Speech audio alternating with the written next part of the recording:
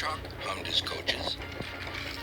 Then he saw some boys on a bridge. Beep, beep, hello, he whistled.